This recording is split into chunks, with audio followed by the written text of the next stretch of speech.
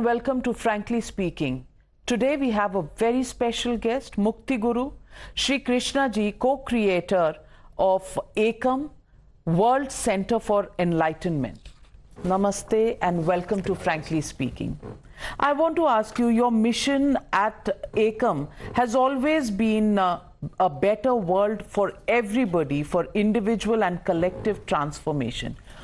Sri Krishnaji, what do you mean by this transformation? Human beings today are in a race for survival. In the middle of all of this confusion, how do you actually encourage people to undergo a personal transformation? Navika ji, first of all, thank you so much for having me on the show. Individual transformation is at the crux of our work. For collective transformation to happen, we focus a lot on individual transformation. And what does this individual transformation mean? It means that we are teaching people to live in states of great compassion and great oneness, which are enlightened states. So we want people to live in these states so that collectively they can impact humanity's consciousness.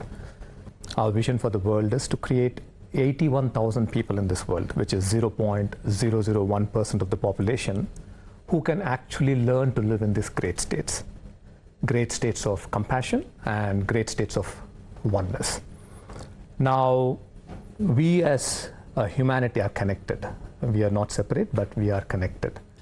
And when an individual transforms, that individual's transformation is impacting the collective. So today, science speaks about how we are all one field of consciousness. Actually, even in the physical world, we are all connected. Matter and energy, they're not separate, they're connected. In the same way, our consciousness is connected to the entire humanity's consciousness. So our vision is to bring about this individual transformation where an individual is able to live in these states, in these great enlightened states of great compassion and great oneness. The concept of ECOM, or oneness that you're talking about, how does an individual like me feel and experience this oneness? We have our work pressures, we have our family pressures, we have our home pressures, friends, and a fast-moving world around us. How would you make somebody like me experience this oneness? How do I go about it? See, if not for oneness, we are talking about a world that is not feeling one. Today, I meet so many people, and everybody asks me this question.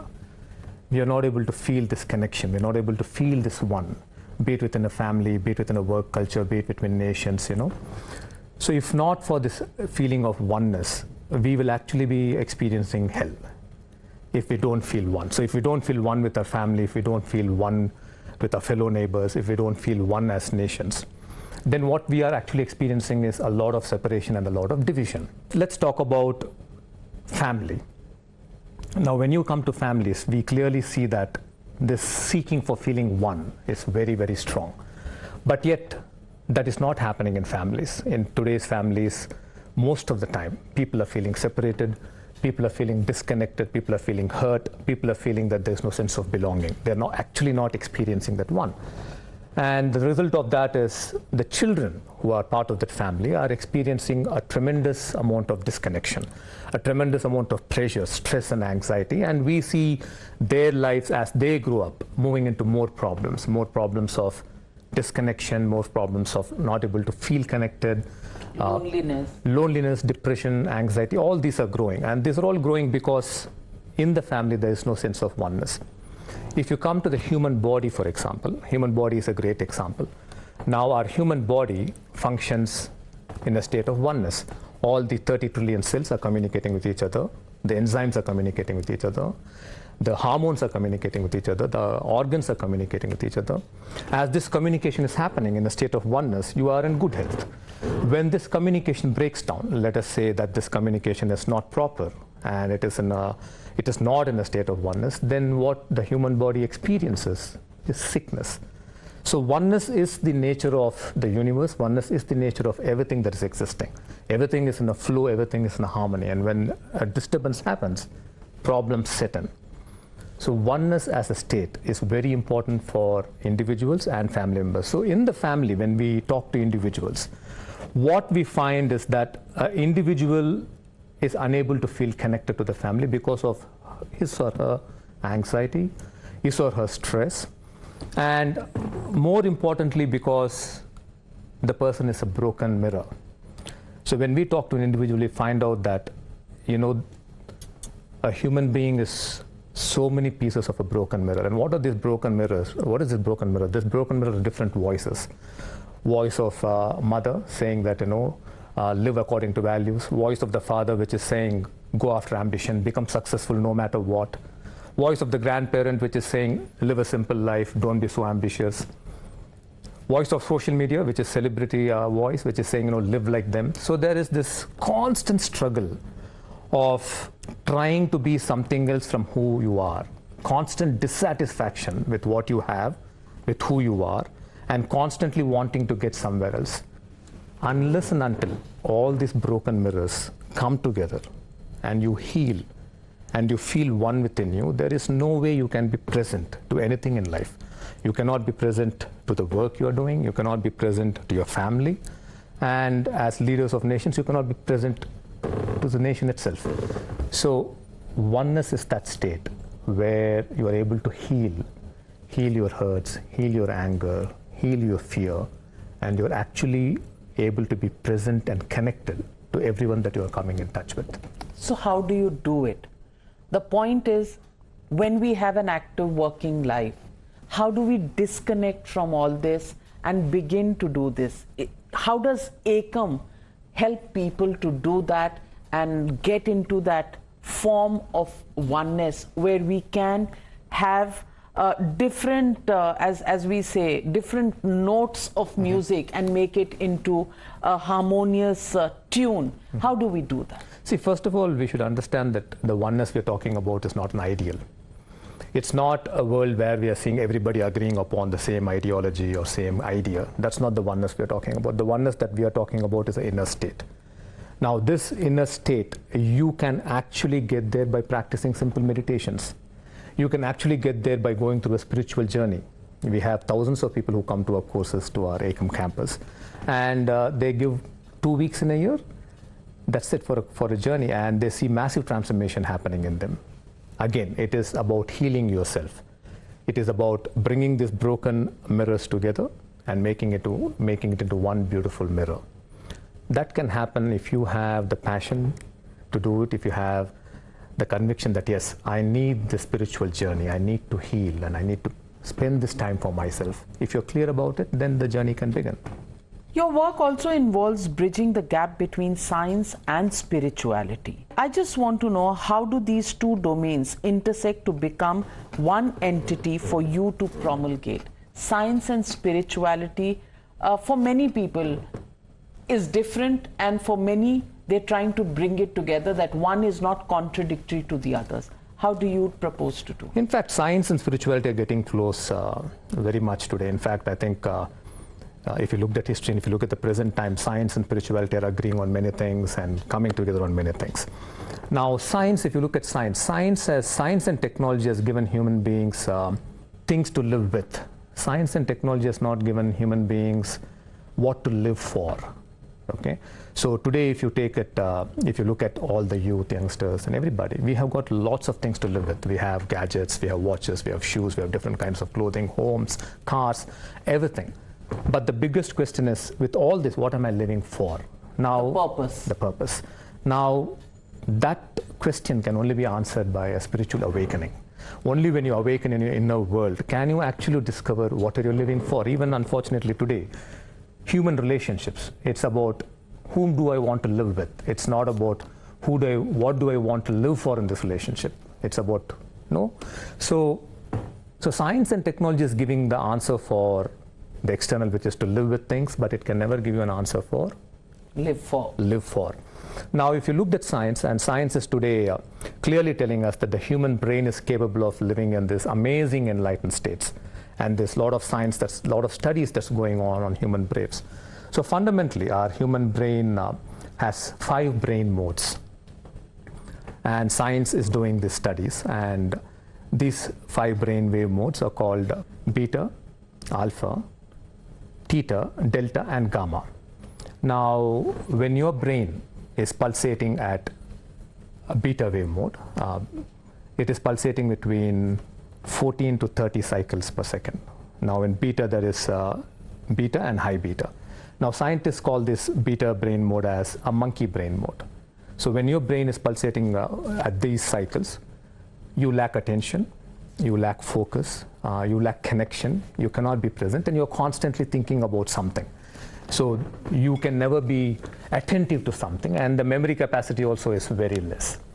When your brain is in high beta wave mode, it becomes a brain which is obsessively thinking about the same thing again and again. So you will come across people who are unnecessarily worrying a lot, who are very anxious because they're thinking the same thing again and again. Now you can change that from beta wave mode to alpha mode, which is when your brain is pulsating between 8 to 13 cycles per second. Now when your brain moves to alpha mode, you become more attentive, you become more calm, you become more focused, and your memory is far better, and you're actually present to people. Now when your brain moves from alpha to theta brain mode, where your brain is pulsating between 4 to 8 cycles per second, your brain has actually become a mystical brain. Your brain has actually become a transcendental brain, where you are now capable of experiencing beautiful enlightened states. You are actually experiencing states of calmness, states of being present. You are actually becoming like an antenna which is also accessing the universal intelligence or the divine. You are able to allow that universal intelligence to flow into you. Your brain is in that mode where it can access that intelligence. When your brain moves to delta mode, which is 1 to 3 cycles per second, that is basically when you're sleeping. So that is not so important. Then scientists have recently discovered the low gamma and the high gamma brain mode, where your brain is actually pulsating from 40 to 60 cycles per second in low gamma mode. Here you are actually awakening to compassion. So when your brain is in this state, you are actually feeling connected to the other, you are actually feeling one with the other, and this I-centricness is diminished, and you are actually feeling other-centricness. And when your brain moves to high gamma mode, which is 60 to 80 cycles per second, you are actually experiencing states of oneness. So this is scientifically proven that these states actually impact the brain, and the brain in turn impacts these states. So it is possible to live in these states today. So today science is saying that these states are possible. Probably in the near future, science will be actually, it'll be possible for science to induce these states into humans. Make it happen actually. Well, you also say in your teachings, and you just spoke about the fact that meditation is one way to get into this. So meditation, mindfulness, how can these practices help individuals navigate the challenges of the modern day? I mean, we're all in our age group, people who are working, who have high pressure jobs, etc. What role does meditation play? How does an individual get into that, and what's the right way to meditate? See, actually all these studies that are being conducted now, most of them are conducted on meditations, and through meditations they're actually seeing that the brain is changing. So you can start with a simple practice called soul sync practice that thousands of us seekers across the world do it. It's 11 minutes practice. It actually changes your brain from beta to alpha state. So it makes your brain more calmer, it makes your brain more attentive, more focused. It's just for 11 minutes, but it's a practice. Just like you remember to eat every day, you must remember to meditate, and you must know the importance of meditation, that it actually changes your brain, it actually changes your state, it makes you much more sharper and more intelligent. Now, mindfulness, for me, we have a 5-stage path that we have laid out for people to reach from where they are today to enlightenment. But I would not like to go into all those 5 stages now, but I'll go into the first 2 stages. The first 2 stages are 1, becoming conscious, and 2, becoming aware. So today, if you looked at the world, you will see that most of the people are living in a state of unconsciousness. They're not conscious about what they're doing. The first stage in anyone's journey for transformation is to become conscious. What are the words I'm speaking? What are the actions? Are my actions hurting, or are my actions uplifting somebody? If you can become a conscious individual, that is your first step towards transformation. The second step is to become aware. This is a very important thing because this is mindfulness. Awareness means what is the inner state you are functioning from. When you're talking to your wife, when you're talking to your husband, when you're talking to your children, to your colleagues, what is your inner state? So I have given this very important teaching to the world that human beings, all human beings, irrespective of your religion, race, gender, age, class, nationality, we all only live in two states of being, a suffering state and a no suffering state. That is how we experience our life. And what is a suffering state? Suffering states are states of anxiety, stress, anger, fear, jealousy, disconnection. These are all suffering states. When you are experiencing these states, negative energies. Negative states, exactly. When you are experiencing these states, you are basically conflicted, you are confused, you are frustrated, you are irritated, you don't know what should I be doing next. These are suffering states. In no suffering states, you have the beautiful states and the enlightened states.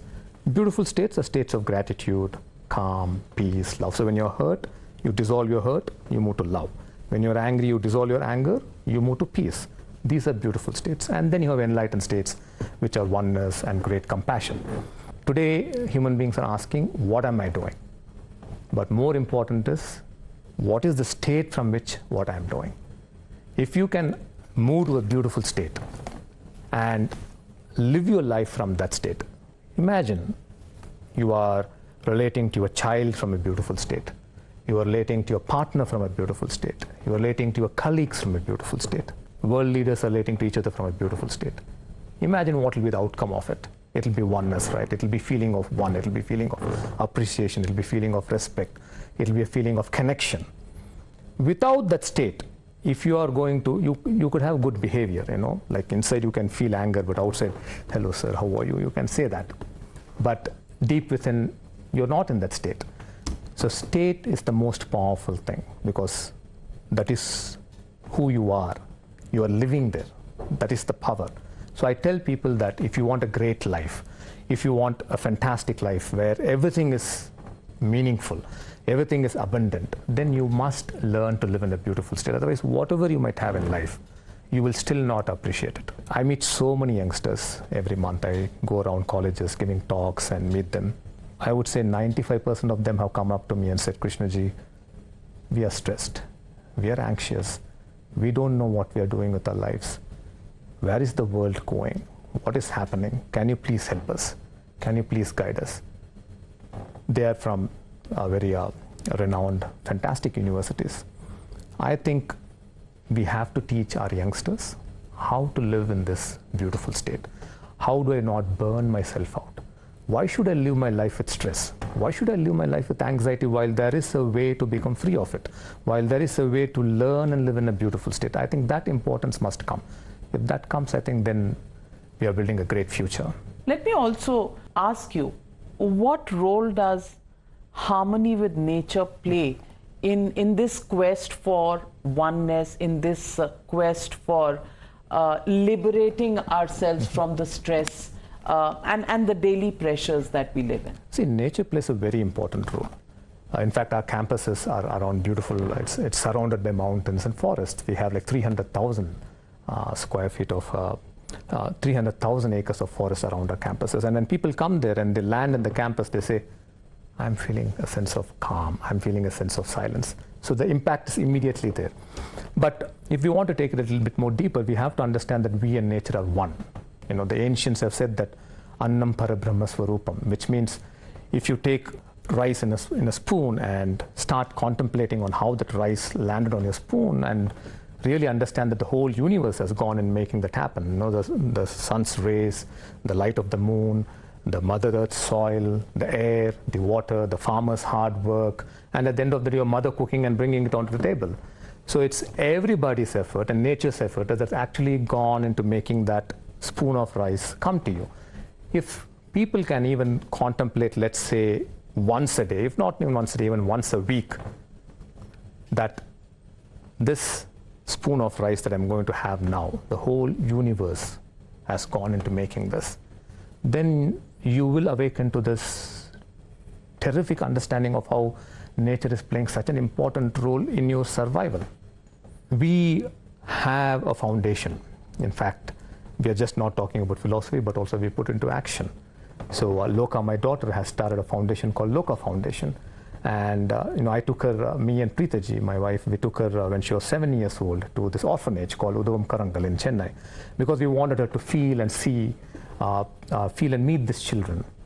And when she met this very young children, very, very young, who are like 14 days old, 2 months old, 3 months old, who do not have parents, it touched her very deeply. And we came back home that evening, and she told me, in Telugu we call Nana, Nana means dad.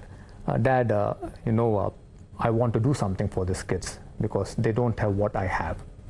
And she took up the responsibility at the age of 7 to take up life sponsorship for 100 kids.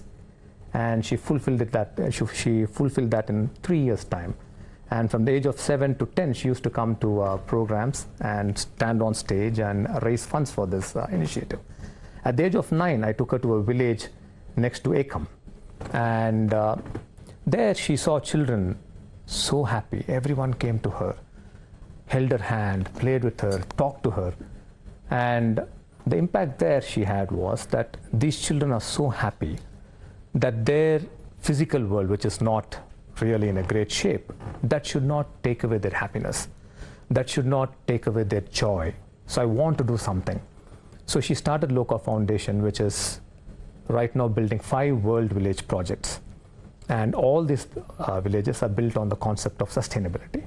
So the villages themselves actually create mud bricks. They don't use cement and steel. They actually use all the local materials from the village. They are the people who are actually constructing. They do everything, and they're building their homes. And these are communities who are scheduled tribes. And their homes were with walls that were 2 feet height. And when it used to rain, water inside the house, and they used to live outside the house. So today they have beautiful homes, and all are sustainable homes. And we are teaching them, Loka said, human beings first, infrastructure next. So the first thing we taught them all was connection with nature, connection with Mother Earth, connection with the trees. And every villager learned to appreciate how important the forests are, how important the birds are. And after that happened, over a period of 6 months, we actually went inside and started building these villages for them. We are now helping. It's completely eco-friendly, sustainable villages. Let me also ask you, Sri Krishnaji, forgiveness is a very profound concept in many spiritual traditions. Yet, how can forgiveness heal personal wounds and contribute to reconciliation? Because this is not just about individuals.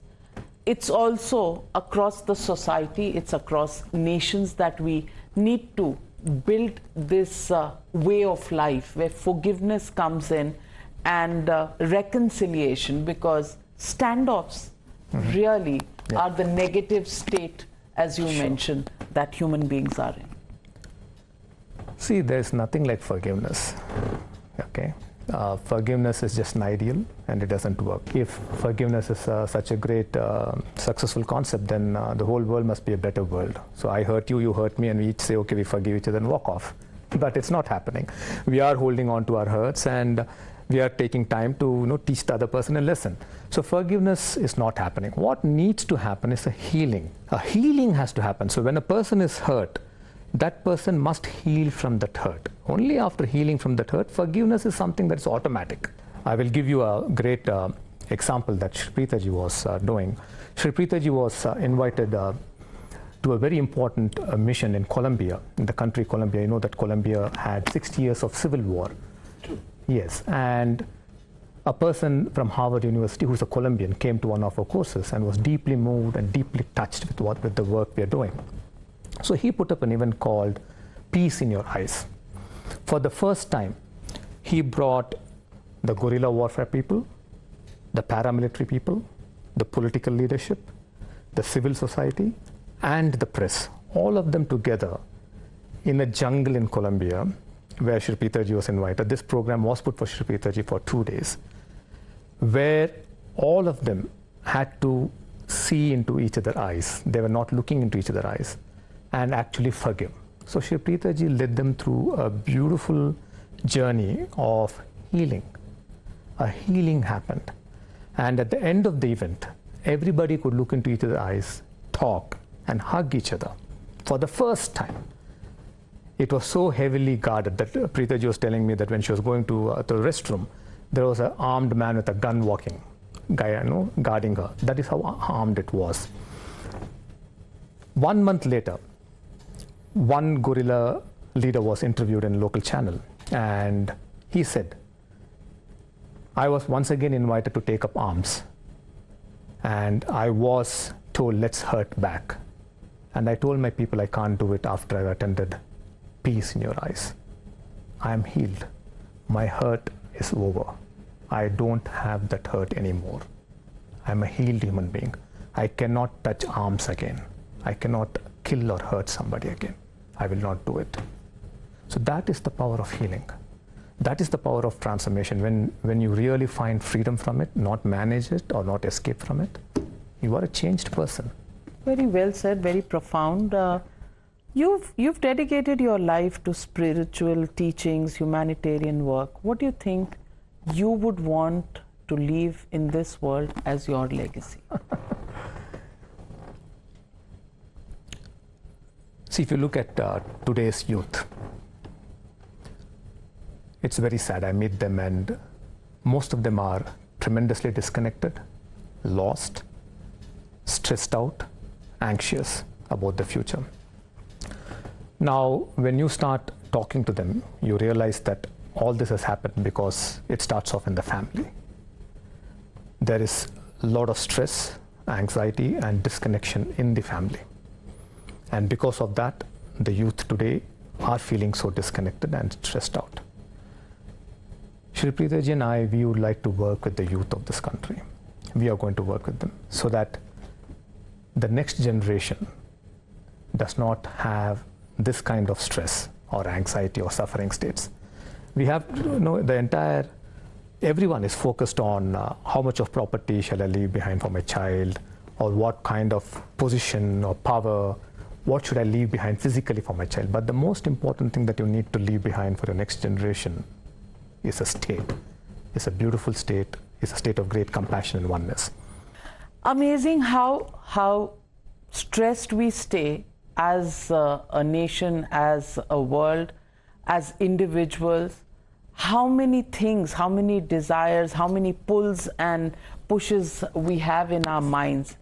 And at the end of the day, it's all about calming down, meditating, wondering which state this is coming from, and actually controlling, and not even controlling that state, just coming to terms with it and just healing, as you said, which can be done in so many ways. Thank you very much, Sri Krishnaji. Thank you very much for speaking to me on Frankly Speaking. And I hope many people watching this show tonight will understand how to connect within, not just how to connect without. Thank you. Thank you, Navika ji.